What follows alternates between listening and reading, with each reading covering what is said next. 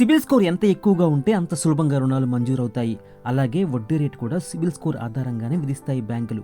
అయితే సకాలంలో చెల్లింపులు అనేది మీ క్రెడిట్ స్కోర్ను ప్రభావితం చేస్తుంది.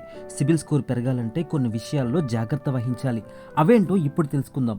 మనం తీసుకున్న రుణం పూర్తిగా తిరిగి చెల్లించినప్పటికీ అడ్మినిస్ట్రేటివ్ లోపాల కారణంగా లోన్ ఇంకా యాక్టివ్గా ఉంటుంది. అది మన క్రెడిట్ స్కోర్ను ప్రభావితం చేస్తుంది. కాబట్టి పాత లోన్స్ క్లోజ్ అయిన వెంటనే సంబంధిత అధికారులతో మాట్లాడి లోన్ క్లియర్ చేసినట్టుగా లెటర్ తీసుకోండి. అదేవిధంగా రుణ వాయిదాల చెల్లింపులో ఎటువంటి ఆలస్యం చేయకండి. తప్పనిసరిగా గడువులోగా చెల్లింపులు చేయండి. సకాలంలో చెల్లింపులు చేస్తేనే క్రెడిట్ స్కోర్ మెరుగ్గా ఉంటుంది. మీరు లోన్ తీసుకున్న వ్యక్తితో జాయింట్ అకౌంట్ హోల్డర్గా ఉన్నా, లేదంటే లోన్ తీసుకున్న వాళ్లకు గ్యారెంటర్గా ఉన్నా, వాళ్ళ రుణ వాయిదాలు సరిగ్గా చెల్లించకపోతే మీ సిబిల్ స్కోర్ దెబ్బతింటుంది.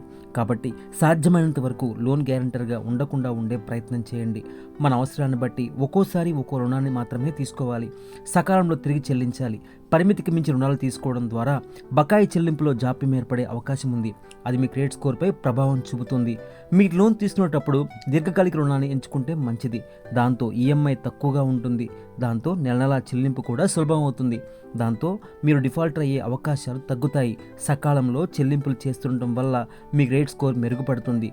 క్రెడిట్ కార్డుపై రుణాలు సకాలంలో చెల్లించడం అనేది మీ క్రెడిట్ స్కోర్ను ప్రభావితం చేసే కీలకమైన అంశాల్లో ఒకటి. మీరు క్రెడిట్ కార్డును బాధ్యతాయుతంగా సకాలంలో చెల్లిస్తే అది మీ పేమెంట్ హిస్టరీపై సానుకూలంగా ఉంటుంది.